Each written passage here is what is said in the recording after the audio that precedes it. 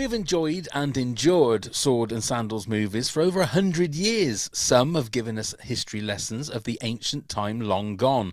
Brutal, beautiful and full of passion, the Sword and Sandal genre has spawned some of the greatest movies ever. We are here to count down our top 10s, but first here's Neil, all togered up, with some S&S facts.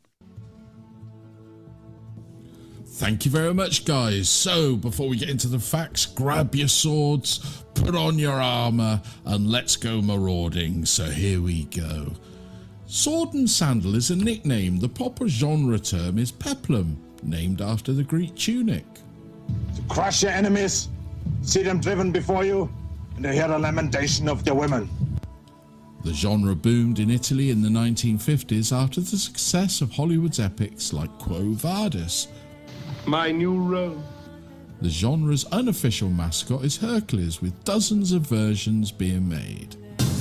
Hero, just like that. Steve Reeves, a bodybuilder turned actor, became a global star as Hercules in the 1958 film. You must go slowly if you want to become a champion. Ben-Hur, the 1959 version, won 11 Academy Awards, a record only matched by Titanic and The Lord of the Rings: Return of the King. Why did you have me unchained? The 1963 Cleopatra, starring Elizabeth Taylor, nearly bankrupted 20th Century Fox due to its massive budget. On your knees. Russell Crowe improvised many of Maximus's famous lines in Gladiator, including, "Are you not entertained?" Are you not entertained? Ridley Scott planned a bizarre Gladiator 2 first, where Maximus would be reincarnated throughout history. Strength and honor. Strength and honor. Strength and honor. 300, the 2006 movie, was based on a graphic novel by Frank Miller, and not historical text like some think. This is Sparta! Now, some may argue that The Passion of the Christ is a Sword and Sandal movie, which took $612 million at the box office from a $25 million budget. Huge.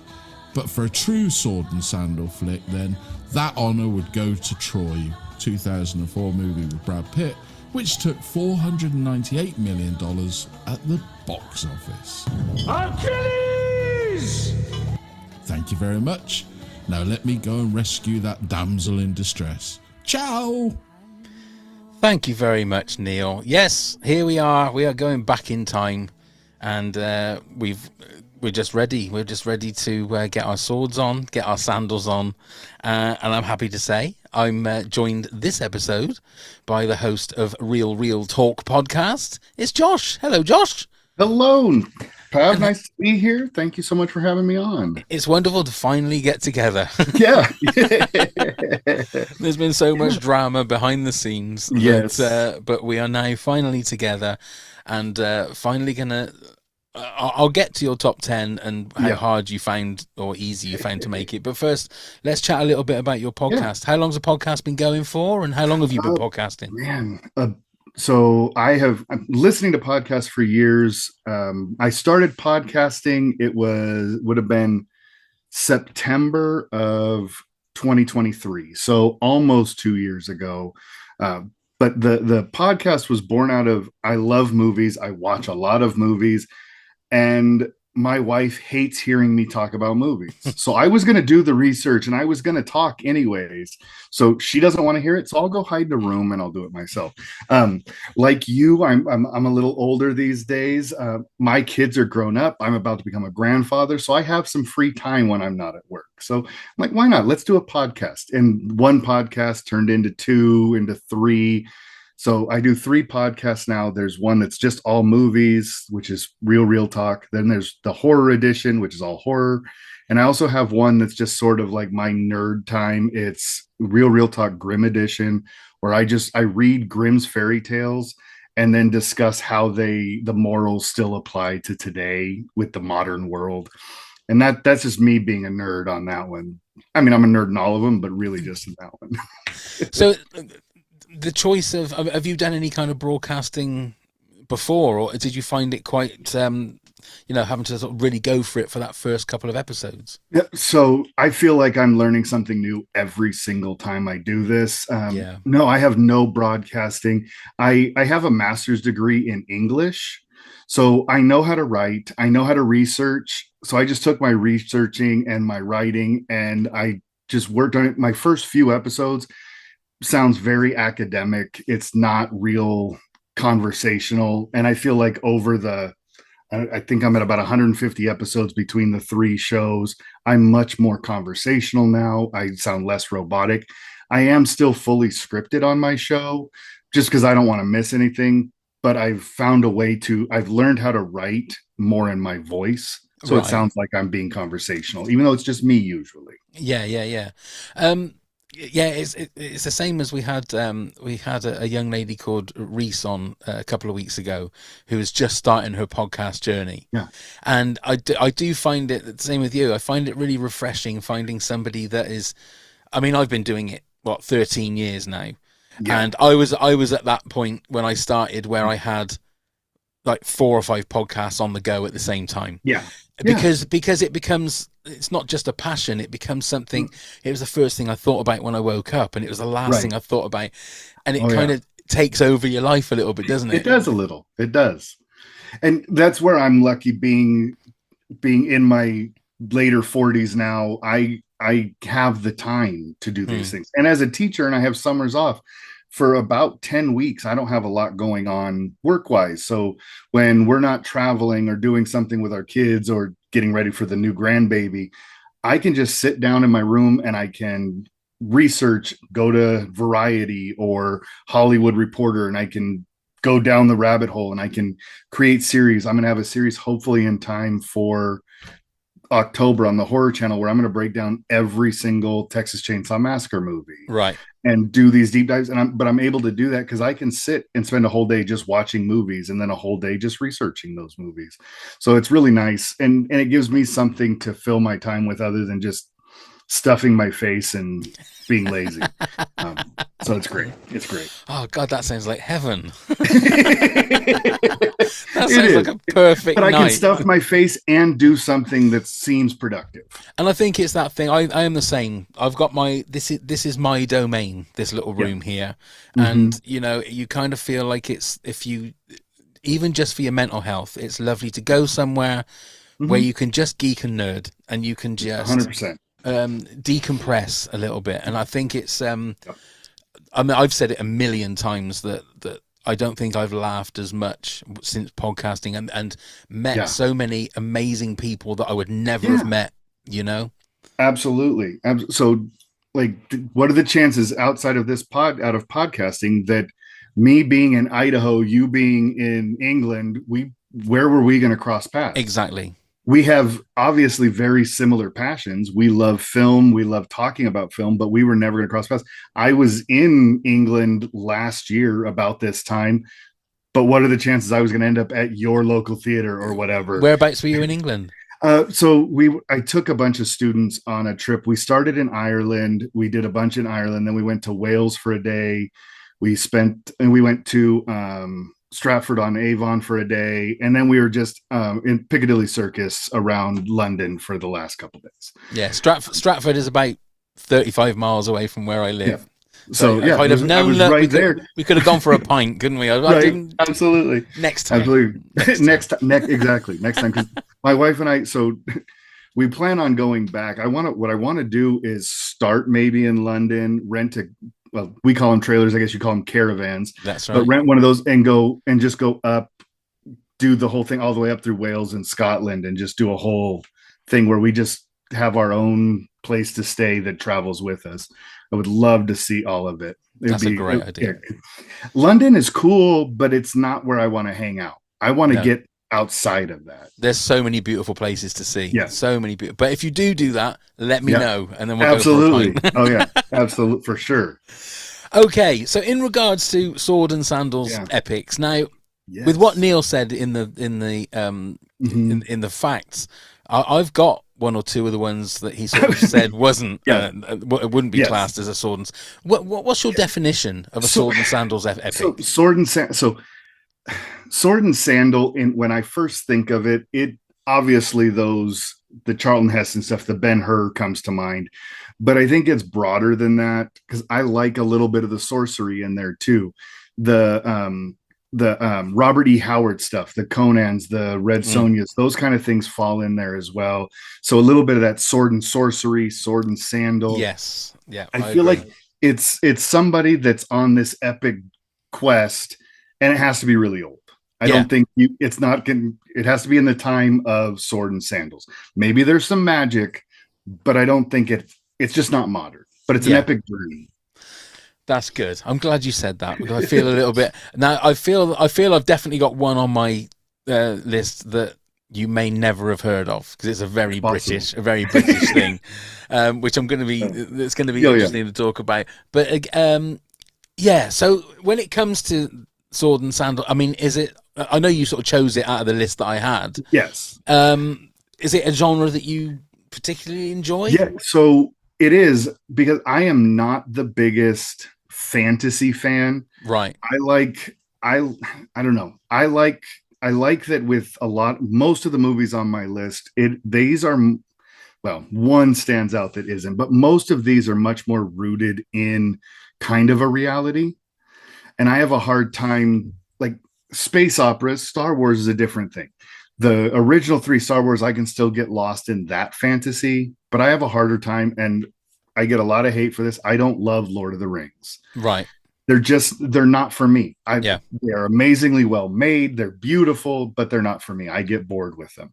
There's just something about not being rooted in a reality. I want my heroes to be real. And I feel like that's kind of the way it is across here. There's a couple that are a little superhero-y, but they're still human. Yeah, that's fair enough. Okay, before we start, we need to do this. Lisa's Challenge. What are you saying? Okay, Lisa's Challenge. How many duplicates do you think we're going to have in our top 10? Well, because I already heard duplicates just from Neil's opening, I'm going to go a bigger number. I'm going to say 4. Oh, okay. I feel like there are, with this group, this type of movie, there's the core movies that I think everybody loves. Yeah. So I think 4 is where I'll go. Okay, I'm going to be a bit more bolder. I'm going to say 5. All right. I'm going to say 5. Yeah. Although 4 is a really good shout from when I'm looking at on my list. 4 is a really good choice because and I will say that this is my top 10. This isn't the best. Like this is not like the most perfect movie. These are the 10 that if I'm going to watch one, these are the 10 that and that's exactly what your top 10 should be. Yeah. Because there has been times when I've been talking to people that haven't come on the pod, and they would say something. I go, yeah, but that's not really a good film. But I go, no, that's the whole point. It's your top 10. Absolutely. It's nobody else's. So don't think what is a great movie. You think of what is great for you. My top 10 movies are not the movies that I would say are the 10 greatest movies of all time. Exactly. Citizen Kane, Vertigo, 1 and 2 as the greatest movies of all time. Neither of them would make my top 10. Yeah. I've seen them both half a dozen times, but they would never make my personal top 10. I agree. And things like Godfather and that aren't in my top 10. Those kind of movies that everyone would say should be in there. No, I completely agree. Okay, then, Josh, hit us with your number 10. All right. Well, I'm going to start off with one little caveat. So I do only have 10. I'm not going to be like some past guest where I'm going to have 25. But so I have a top 7, and then I have 3 movies that are tied. I couldn't separate them. Okay. These first 3 are basically 8A, 8B, 8C. So 8, 9, and 10. So we'll start with the first one, the first movie of Sword and Sandal that I remember ever watching, the 1981's Clash of the Titans. That's my number 7. See, right off the bat. And it has to be that version. Yeah, it has to be that version. Ray Harryhausen, he directed it. It's his stop motion stuff. Laurence Olivier is just pure camp, is released the Kraken. Harry Hamlin as Perseus. Obviously, I'm not old enough to remember the Matinee Idol days, but that is my picture in my head is him. That's what you would have gone every Sunday. Flash Gordon serials and those things. That's what you picture. Chiseled jaw. Yeah. Yeah.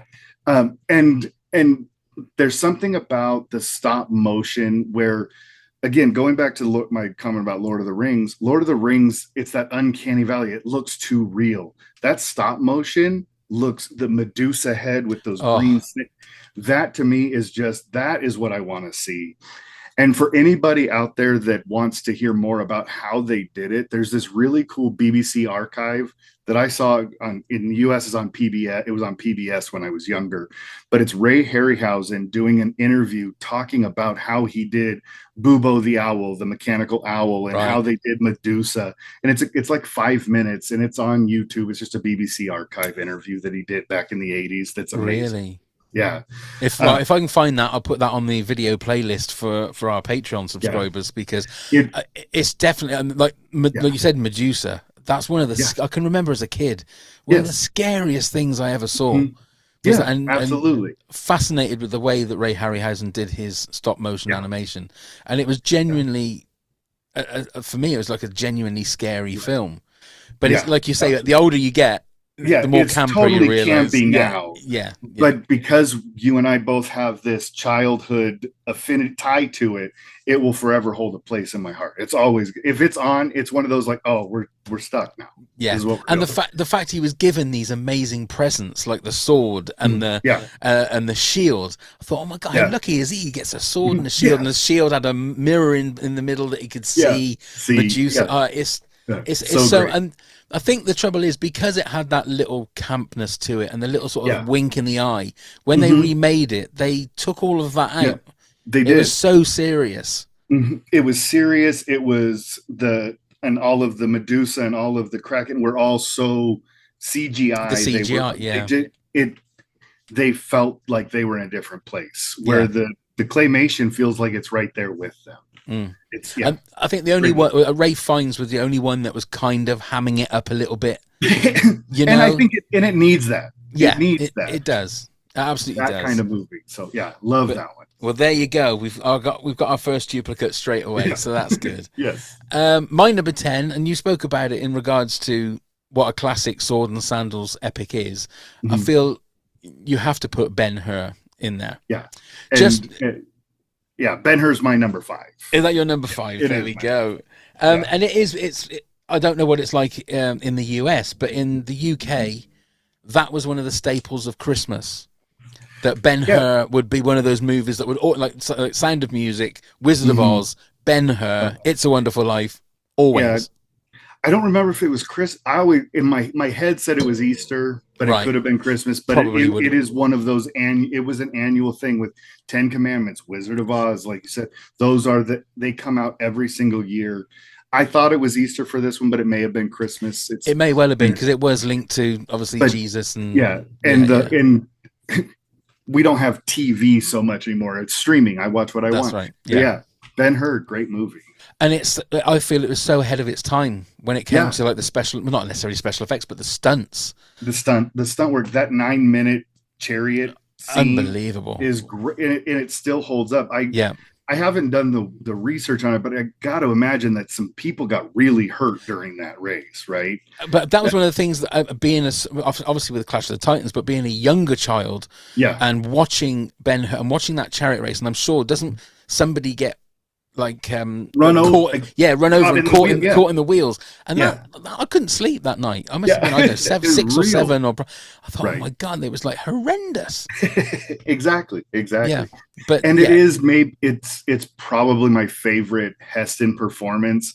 I think it's from then on, Charlton Heston starts just being Charlton Heston in every movie. In this, he still has some of that kind of, he's got the big rage and then the faith and his redemption arc. Like, he really took on that role really well this time. Yeah. I mean, we're 2 in and we've got 2 duplicates. Yeah. We've never had it where we've had 10 the same. So I think I'm going to start changing you up here. That's fair enough. Okay, hit us with your number 9. All right, my number 9, or 8B. Okay. 1985, I mentioned it real quick, Red Sonja. Right. So Clash of the Titans was the mythological matinee. Red Sonja is just this cult gem. It's cheesy. It's overly campy. Brigitte Nielsen is a terrible actress, but she has the perfect look for the role. Arnold Schwarzenegger is playing Conan, but in a different version. Ernie Reyes is the little kid. He's so whiny. It's unapologetic. It's just wild. I love I'm a father of 3 daughters. I love the women in power. She has to win. Where Calidor, Arnold Schwarzenegger, is a side role. He's just there to help. And then the ridiculous sword fight between Sonya and Arnold and Calidor, because she says something like, "No man may have me unless they beat me in fair combat." Well, he wants her, so now they have to have this ridiculous sword fight. Yeah, it's so funny. I love it. It comes on TCM about once a year, and I'll always catch it when it does. Yeah, I've never seen it. I don't know why I've ever missed that, because I love those kind of the campy 80s movies, you know? I would say, if you ever come across it and you take the time to watch it, try to get into the mindset of 15-year-old you, 12-year-old you. Yeah. Watching it as an adult, it's terrible. Yeah. Oh my God! As a pubescent teenager, it's is everything you want, isn't it? Yes, everything you want. Yeah. Oh my God! Yeah, I'm gonna have to put myself back into that. Yeah, mindset. You got to get the mindset right. A long time ago, but there you go. Yeah. Okay, so my number 9 again. Now this is one that Neil mentioned in the facts that he didn't think was particularly a sword and sandals epic, but I'm going to go for the Passion of the Christ, the Mel Gibson movie. I've seen it. It's a really well done movie. It didn't make my list, but I definitely would agree that it is close enough, especially because I have one that's coming up later that is questionable. Yeah. And it's, I mean, I'm not religious. I think Mel Gibson is an amazing director with all of his baggage and all, whatever's you say about Mel Gibson.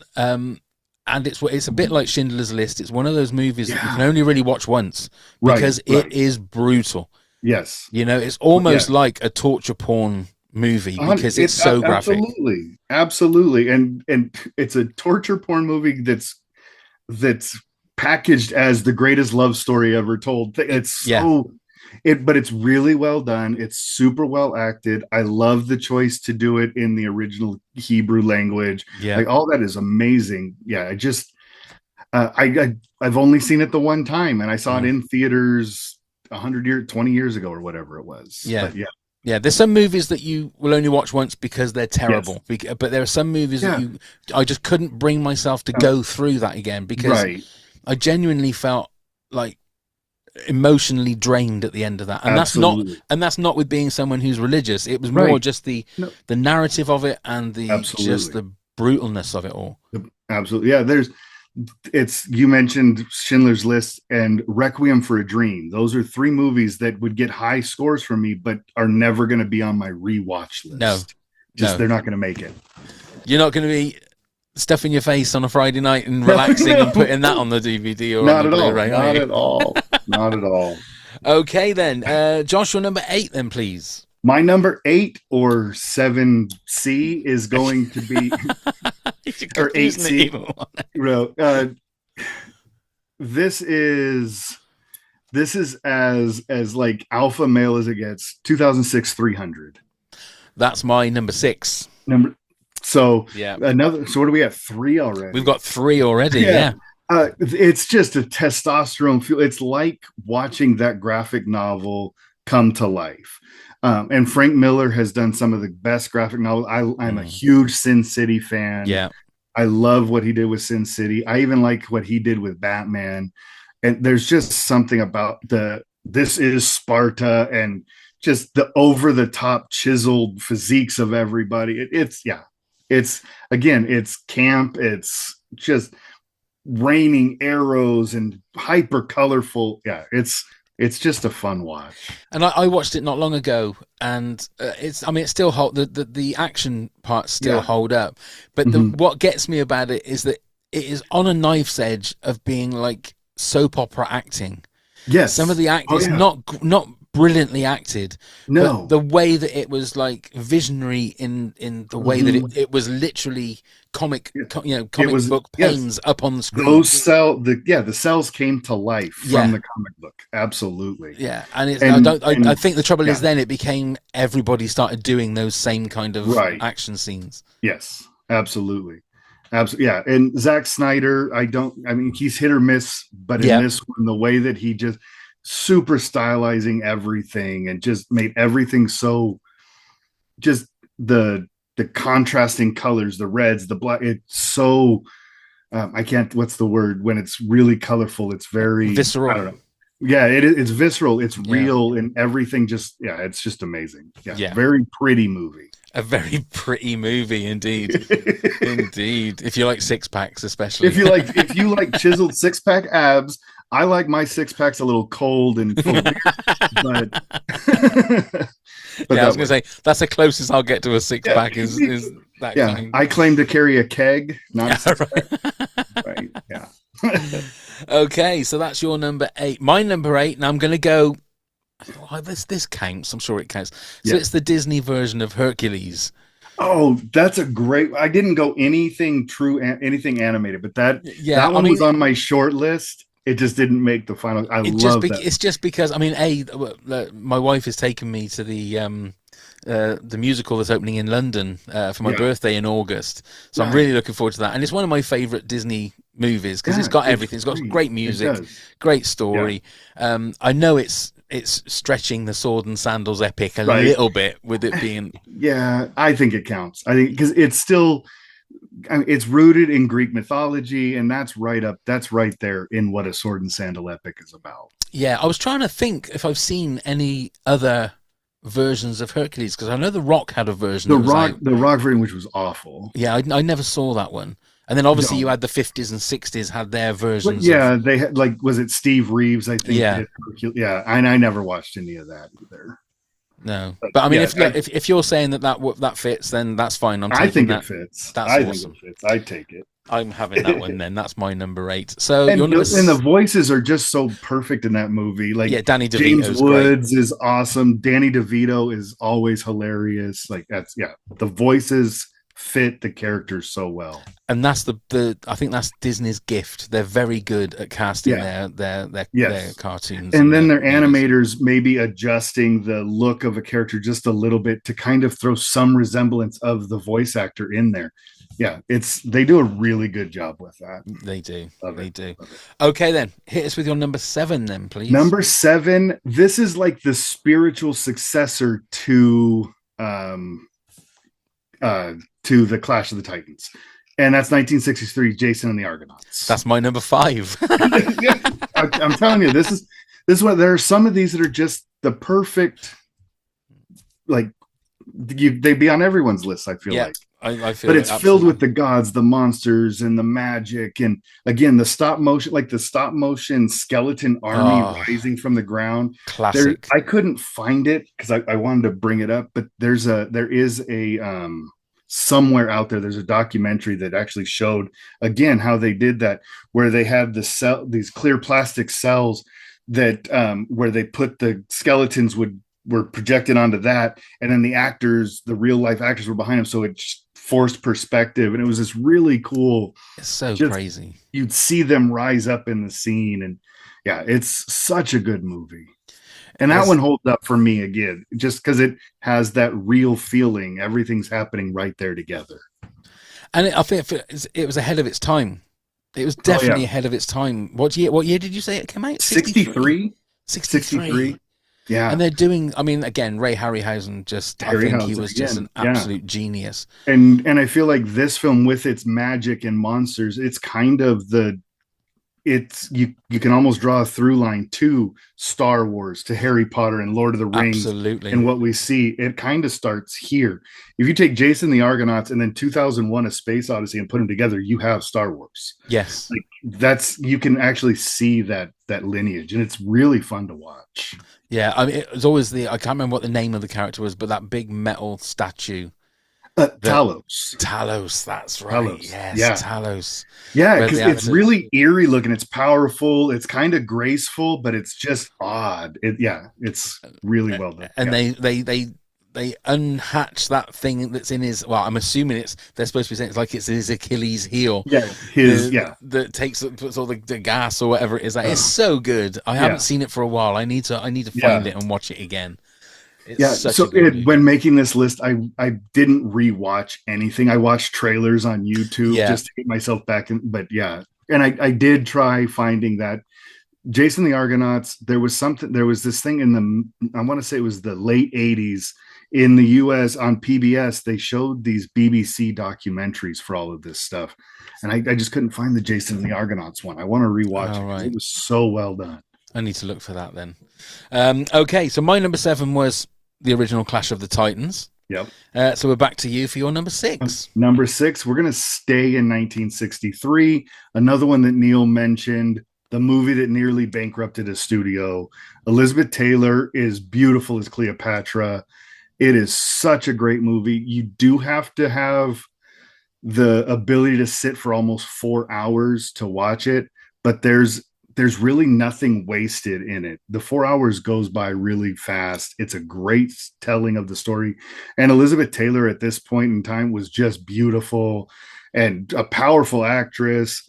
And her Golden Sphinx entrance into Rome was like a Billy Crystal Oscar monologue opening. It was just everything lavish and beautiful.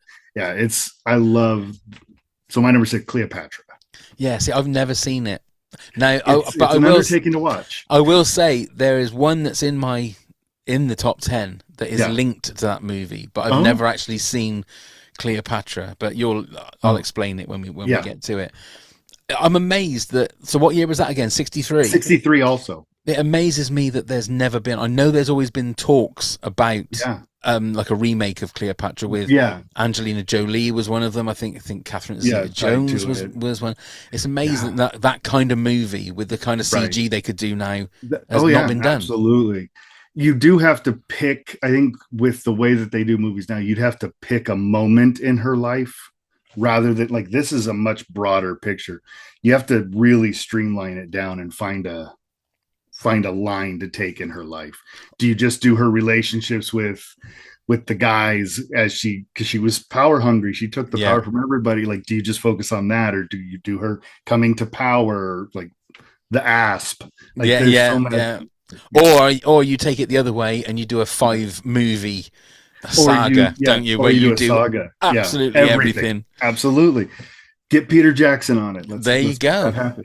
I'm just amazed. It seems to me that it would be something that would go down really well if you got some of the one of the whatever amazing actress you wanted to get. But right. Oh yeah. Okay, so that was your number 6. My number 6 was 300. So we've already spoke about that. So we're halfway through. So Josh, if you're ready, I'm ready. It's time for this. Pop quiz, hot shot. Yes, pop quiz, hot shot. So what I've got for you is I've got the taglines to posters. Of movies of the Sword and Sandals genre. I told myself to study those and I didn't do it. Oh, well, there you go. You got 10 of them. So let's see now how you get on. So number 1, thief, warrior, gladiator, king. Thief, warrior, gladiator, king. I'm just going to go with Spartacus. Way wrong answer. It's not. It's Conan the Barbarian. Oh, Conan the Barbarian. Okay, number 2. The finest cast ever assembled relives history's most powerful story of love and rebellion.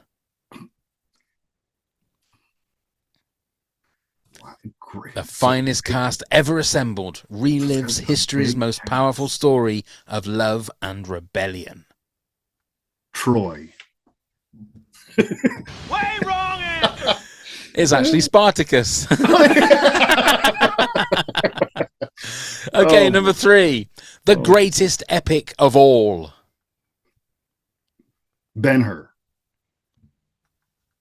Way wrong answer. Right actor, Wrong movie. Oh, It was the Ten Commandments. Yeah, the other one. Number 4, Prepare for Glory.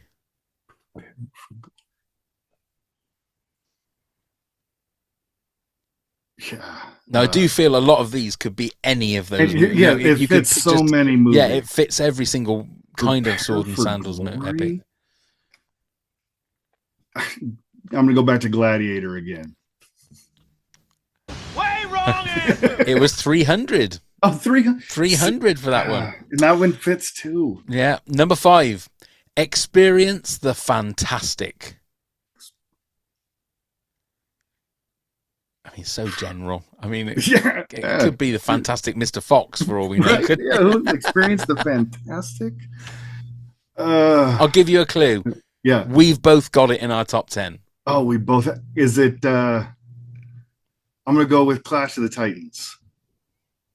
All right. Yes. Hey, got one. Josh is off the mark. Wonderful. Okay. The funniest film since 54 BC. Funniest film. Sorry.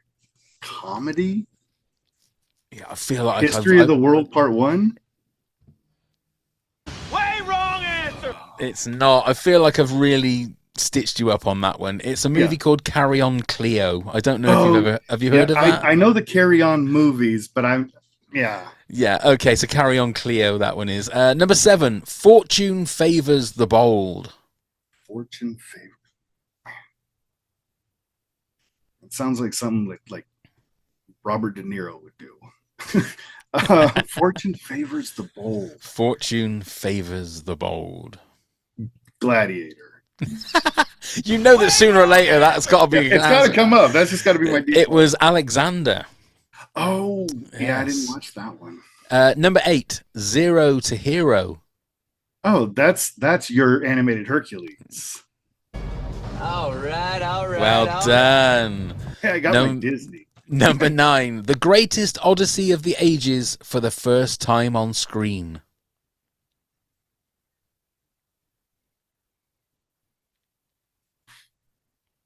The Odyssey. Way wrong answer. That's actually Jason and the Argonauts. Jason and the Argonauts. And the final one, the film that is so funny, it was banned in Norway.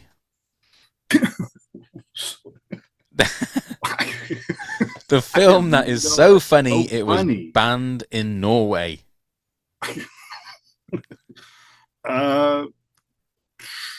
No idea. Red Sonja. I'd love it if it was. It was actually Monty Python's Life of Brian. Oh, so a friend of mine, because I posted this, and I think my friend on Facebook brought up Life of Brian, and it was too late for me to go back and change my list.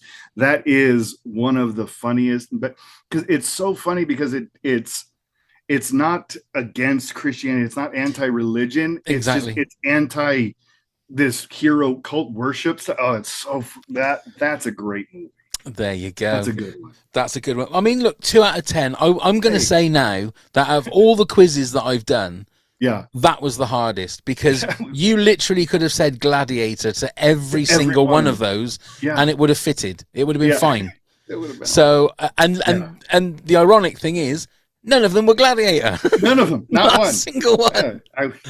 So I apologize for that, Josh. I really do. Oh, it was great. It was great. Okay, back to our top 10s. Yes. So your number 5 was Ben-Hur. Ben-Hur. And at the moment, we are at 4. We've got 4 the same so far. So we're at your number. Yeah. So hopefully we won't have any more the same. My number 5 was Jason and the Argonauts, which we've already spoken about. So your number 4. My number 4 is like it's maybe the second or third one I ever remember watching, and that's Arnold Schwarzenegger as Conan the Barbarian. Right. I love this is like the heavy metal version of Sword and Sandal movies. James Earl Jones is great as Thulsa Doom. He's the cult leader with the God complex. So good. Conan has this mission statement. It's what is best in life: to crush your enemies, see them driven before you, and hear the lamentation of their women. Like, that's everything that a 12-year-old wants. Like this is, yeah. I love it. The score, Basil Polidoris did the score for it, and it's so thundering, and every sword swing and stare has its own beat and tone. So fun. Yeah, I like both of the Conan movies, but The Barbarian is definitely. And again, didn't Jason Momoa remake Jason that Momoa one? What was remade- that like? yeah. I never saw it. I'm not a Jason Momoa fan, so I stay away from most of his movies. Right. So I will see Minecraft because why not? I like Jack Black. No, I didn't see it. I don't remember it doing too well because they never made a sequel, and there's plenty out there. But again, it's that Robert E. Howard world that he wrote about. He created the old gods and this whole universe at the turn of the century, 1900s. It's just, yeah, I love, and it's another one where they're, I should have gotten it when you said the tagline.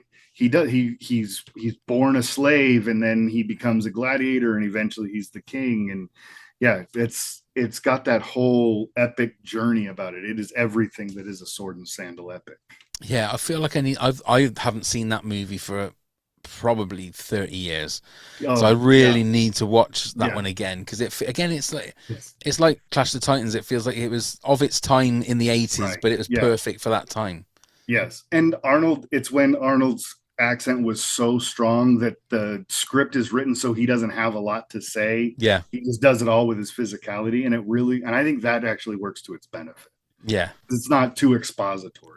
I agree. Okay, that's your number 4. My number 4 is the one I was saying that had a link to Cleopatra, and it is Carry On Cleo. Yeah, I'm a massive Carry On fan. I listen to a Carry On film every night when I'm going to bed, when I'm going to sleep.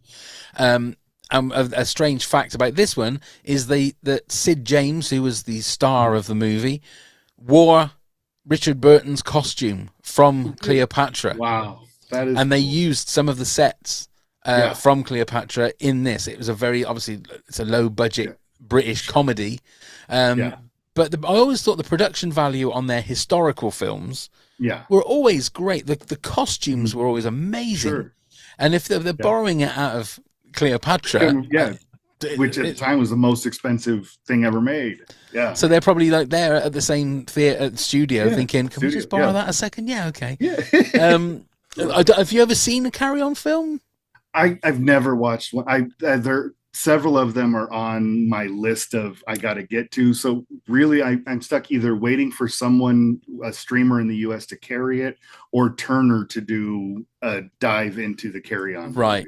Because I've always been fascinated on what Americans would think, because it is quintessential British humor. Well, how are they like comedy wise? How do they compare to like the stuff that Alec Guinness was doing with Ealing, like the Kind Hearts and Coronets? Yeah, it's the Lavender Hill Mob. If it's anything like that kind of humor, I'm gonna love it, because like my youngest daughter and I went through and watched all of the Lady Killers, the whole Alec Guinness Ealing stuff, and I love that kind of humor. So if it's anything in that line, that vein, I'm gonna the first few, there was some made in the late 50s and going into the early 60s that were black and white and were very much like the Lavender Hill Mob and those Ealing comedies. Yeah. As they went into sort of like the late 60s and early 70s, they came a little bit more what's the word? A little bit more bawdy and a little bit more a lot of double entendres, and that kind of getting dirty, more into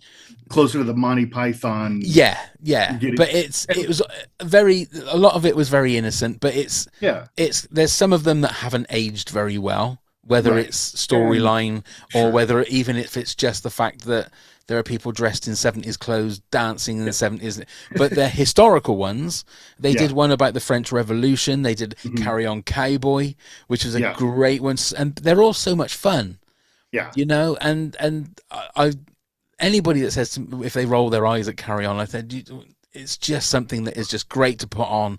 You have a laugh. It's got it's a little bit saucy, but not over the top, where it's gratuitous. Right. But it's I love that idea where I love a double entendre. I love an old Mae West movie. I love that idea. And my wife and I, we love watching, like, British TV shows are some of our favorite things to watch. Right. Because the humor is different, and it's not, I don't know, it's in the US, a lot of the sitcoms, a lot of the humor is that low hanging fruit, the lowest common thing. Yeah. Yeah. And watching a British comedy, it feels more elevated. I would rather watch those. Like, our favorite shows are Friday Night Dinner. Those kind of things. And I just love, and that one does a lot of the slapsticky kind of comedy, but there's something else to it. There's a familial thing. And I love the way British comedy is more, again, real. I say that a lot, but it's more real life. I could see my kids coming home for a Friday night dinner and just having that, like, me stuck in some project that isn't working, my wife mad because the dinner's not coming out. Like, I can see that being a real thing. Yeah. So I love the way that the comedy does that. So Carry On is definitely on my list. Maybe I'll check Amazon and see if they have a set for. And you have to let me know what you think, because I'm fascinated that what an American would think of it. Because for me, if you love British humor, I think you'll absolutely eat them up. You'll love them. So all right, that's one to add onto your list. And there's about 25 of them, but I would say I would if I can find, like, the original 10 or something in a box set. I would say that there's series. I've got 14 on my iPad that I have on a rotation for 2 weeks that I listen to one, but when I go to bed every night. Yeah. And so I've taken all of my best ones and have 14. So I would say there's 14 really good ones, in my opinion. There's some that are just... And I listen to Black Books. Oh, right. And Father Ted. Oh. As I go to bed. That's the kind of humor that... So I love... Those are on my pad, playing into my headphones as I go to sleep. That was one of my favorite episodes we've ever done, is the Father Ted episode, because I love just to have the chance to be able to watch Father Ted again for research purposes. Was just a joy, an absolute joy. Okay, so that was my number 4. So we're on to your number 3 then, Josh. My number 3, I guessed it a lot in our game, and that's Gladiator. That's my number 2. That's my number 2. Has to be in there. 5. Holy cow! Now we're at 5. Gladiator was in 2000. It just came at the right time, and Russell Crowe unfairly didn't win the Oscar for the Insider. I thought he should have won for that, but then he comes and does this. Not as good, but still just this next level. I did read that a lot of the quotes that we still say were Russell Crowe ad-libbed those. Like "Are you not entertained?" That wasn't in the script. That was Russell Crowe in the moment, and that's one of the most memorable, memeable existential crisis moment. It's so good. Joaquin Phoenix is so creepy, so, like, that whole incestuous, weird, like, he's so great in that movie. The whiny, sniveling villain, right out of the best of Shakespeare. It's such a good movie. I love, and Ridley Scott just made it so, again, it's visceral and real. When the tiger first jumps out, that is so beautifully done and scary, and I love it. It's one of those movies. I mean, it was in my top 10 of movies of all time as well, because it's one of those movies, when it's on, I'll just sit and watch it from whenever I've seen it from. And it's got so many moments in it that are just, we hate to use the word on this podcast, but iconic. There's just so many iconic, My Name is Maximus Decimus Meridius. He's just so menacing. And he's one of those characters that you would love to be that person. He's got those skills that he will kill everybody in the room, because he can do that. Absolutely. And Oliver, what's his name, died while filming. Oliver Reed. Oliver Reed is amazing. Richard Harris. Yeah, and I don't generally love the idea of flashbacks, but the way that they do, like that golden hue flashback to his wife, so Yeah. you just these little bits that remind you of what he's fighting for, and so emotional. Yeah, Yeah. but yeah, Have you Oliver Reed was so good in that so role. good. Yeah. Have Loved you it. seen Gladiator 2? I have not yet. It's on my watch list or on Amazon or something. It's there ready to go. I just haven't turned it on yet. Yeah, we went to the cinema to watch it, and it's okay. It's just Yeah. it hits the same kind of beats as the first one, Yeah. which And I like Denzel Washington, so I'll just watch yeah. it for him, Absolutely. just to see him chewing it up. He's the But best thing in the movie, without a Yeah. shadow of a doubt. Without a shadow of a doubt. Awesome. Okay, well, we're up to 5. Up to so 5. Let's see Holy if we have cow. one more so that I don't Yeah. win. So what's your number 2? I forgot, what was your number 3? Sorry, my number 3. My number 3, because that was Gladiator was my number 2. Yeah. My number 3. Now, this is one that could be contentious whether you would class it. It's from a long, long time ago. Mhm. It's not ancient though, but I'm going to go for Braveheart. Oh yeah, I mean, they kind of wear Braveheart- sandals. They're kind of like Yeah. sandals. I mean, I don't think you get away in Scotland to wearing sandals because it wouldn't be warm enough to wear Wouldn't be just warm sandals. But there's Right. definitely swords But in the there. idea, Yeah, no, and my number 2 is going to be similarly. Well, is it really truly because of the sandals and whatnot? But I think Braveheart absolutely is, because again, it's that epic journey. It's the Yeah. rising from the lowly kid to the hero, and it's got all of the beats of a true sword and sandal epic. Yeah, and I mean, it's Mel Gibson, Yeah, not just starring in it, right. but Also, directing, and winning Oscars for it as winning well. Oscars, yeah. And again, like Gladiator, I always seem that Braveheart and Gladiator are two sides of the same coin. They're that Yeah. same kind of movie. Yes, same kind of movie. Because they're also bloodthirsty and Right. and graphic. And your bad guy and your villain in both of them is this whiny, weird, like Yes. creepy king, or really. And they're both very- rooted in very revenge, similar. aren't they? They're both Yeah, rooted it's in all about revenge as well. Yeah. Somebody died, you took something from me, I'm gonna take everything from you. Exactly. And- Exactly. Mhm. Yeah. So so that's my number 3. So your number 2 is? My number 2 is one that people may argue, and it is old. 1954, Seven Samurai. Akira Okay. Kurosawa. Again, no sandals, but it's definitely it's swords, it's battles, it's everything epic, and it's powerful, really well acted, really beautifully shot. There's towards the end, the final battle, it's in the rain, and it's mud and chaotic and sacrifice. The samurais just giving everything for those farmers, and just unbelievably well done. Toshiro Mifune is your main. He's like this tragic clown character with the warrior soul. It's just so beautifully done. I love Seven Samurai. I would class that as one, definitely, because again, it's an ancient epic story, Yeah. isn't it? Yeah. That was the one that I fought with myself over, and I was like, no, it's got to be on there. It's too good a movie not to. Yeah, I don't think we're going to be that strict that you have to wear sandals, because Right. otherwise, it's Yeah. going to get Come on. ridiculous, isn't it? I mean, what is a sandal? It's just footwear, and everybody has It's just footwear. footwear. It's just footwear. Okay, so my number 2 was Gladiator. So we're at the moment we're at 5. So if 5. we've got the same number 1, then nobody wins. Then nobody wins. But I've got a Let's find feeling that we haven't got the same number 1. No, I've got a feeling. No. So Mine's what is your Mine's number old. 1? Okay. It's from 1960, Stanley Kubrick's Spartacus. That's not my number 1. Not your number. All right, you But- win. Thank you very much, everybody. Good night.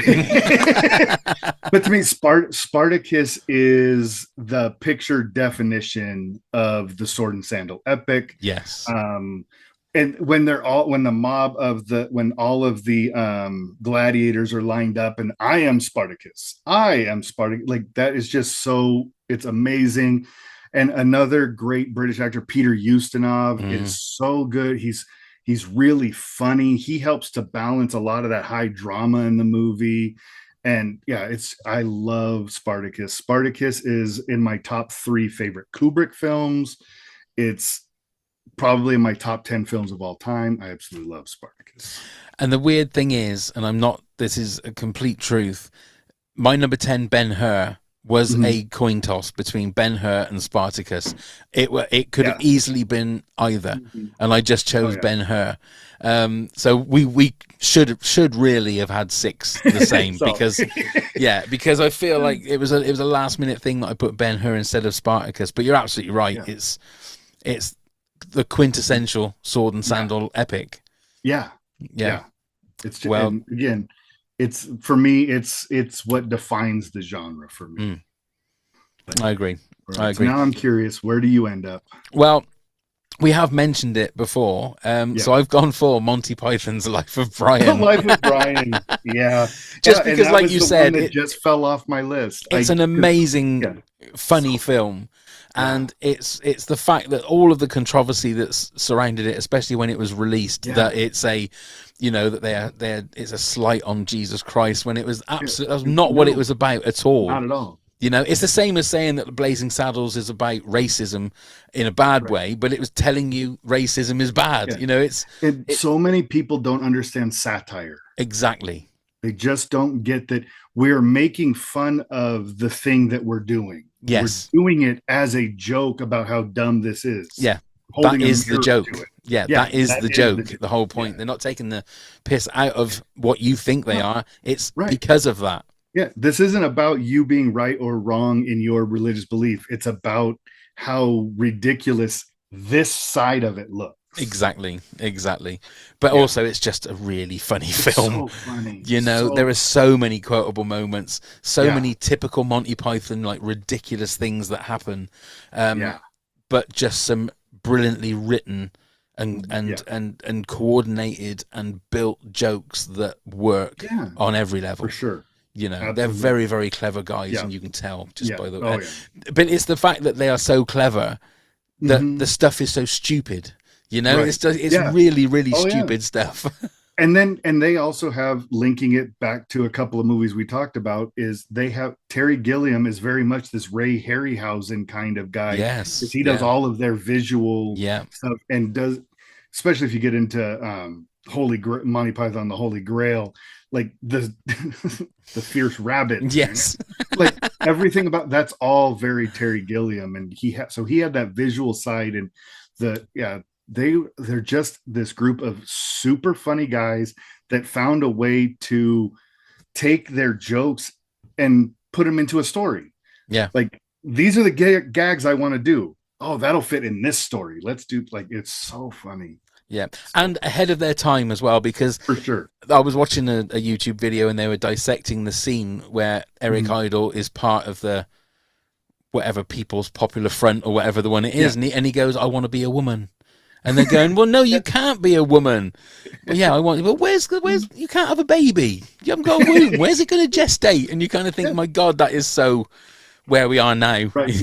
in today. And it's at on one side it's really funny, and on the other side it's really sad because we haven't changed at all in 50 years. Exactly. But it's still a really funny joke. Yeah. And it's just really sad that we haven't changed in 50. Like, yeah, they are definitely ahead of their time. They were tackling issues that are still issues today. Yeah, really funny. And that one, it probably would have knocked it should have knocked Red Sonja off. Right. But I didn't think of it until it was too late. No, don't worry. I mean, it didn't make it. Who wouldn't want to knock Red Sonja off, eh? Arnold tried. Arnold tried, yeah, but he just wasn't strong enough. Okay, we got a couple of honourable mentions from listeners and viewers. At Southern View said, I went to the cinema as a kid to see Clash of the Titans. The scenes with Medusa absolutely terrified me. I'm there with you on that 100%. One. Yeah, Movie Dual Pod said Jason and the Argonauts, Conan the Destroyer gets a bad rap, but I love it. Golden Voyage of Sinbad, that was another one of the classic. That's another one of those fun. I call that a Sunday morning movie. Absolutely, you're just laying in bed and that's on that. Golden Void. Great. And Clash of the Titans OG, which we have as well. The TSPOE_pods said definitely have a soft spot for the original Clash of the Titans. And I have to mention Jason and the Argonauts just for the Harryhausen skeleton fight alone. The BBIVS9 said Troy. And _bow_random_. What a handle is that? The good one, Spartacus. The ridiculously entertaining one, Gladiator 2. Oh, all right. So there you go. So, Josh, what have you got coming up on your various pods? So on Real Talk, the main channel, I'm doing a slight change to the format it used to be. I dropped a review every Tuesday and Friday. We're switching it up. Now every Tuesday is going to be a conversational thing. We're calling it Couch Critics. It's me and my friend Dave, and it's just us having random conversations about all things entertainment. Usually we start off with some kind of idea that we want to talk about, whether it's the trailers we've been watching or anything. That starts, the premiere episode drops June 17th. So not too long after this episode. But on the also on that channel starting June 17th, it took me 6 months to write it, but when David Lynch died, I did a deep dive into his entire feature catalog, watched every movie, and so I'm gonna have a series going on for 10 weeks on all things David Lynch. On the horror channel, we're finishing up a series on psychological horror movies. Today, well, as this was being recorded, my episode on the movie Hereditary dropped today. So that's what we're doing there. And then on Grimm, it's just whatever Grimm is next. And I've got this giant tome of Grimm fairy tales. It's just whatever's next. And I can't remember what is on tap for next week. Right. But got all that going on. I will put the links in the show notes so people can just click through and they can just discover the rest of your podcast. Yes. I think I did answer you to be a guest because you asked for guests on your Couch Critics, didn't you? So I have put a thing on there. So we're going to start planning that for the Couch Critics because you can teach us a little something about Star Wars because outside of the original trilogy, Dave and I both don't really get the new stuff. So you can come on and I'll do my best. I'll talk about the stuff I like. And say, first thing you need to do is watch every single one of these TV shows. No, because there are some that you can miss. Believe me, not everything is OG Star Wars great. I'm just going to say that. And as for us, obviously you'll hear Neil's dulcet tones as the podcast finishes with all of our information. But if you want to go to the links, please go to the show notes. All the links are there. You can also come and join our Patreon and come and be a guest, just like Josh is here. Look, Josh is a guest. You can come and be a guest if you come and join our Patreon, and there's loads of other rewards. All the links are in the show notes. Josh, it's been an absolute pleasure to talk to you, sir. Great. Please come back and do it again. Anytime. And good luck with the 12 podcasts that you're going to have planned for the next 6 months. We are going on. Yeah. Awesome. I know it, mate. I've been there. You'll just keep going and you'll have another idea and think, let's have another, let's do this one. Yeah. And before you know it, it'll be 7 nights a week. Every day. It just will. Yeah. So thank you once again, Josh, and thank you everybody else for watching and listening. Let's go start the countdown.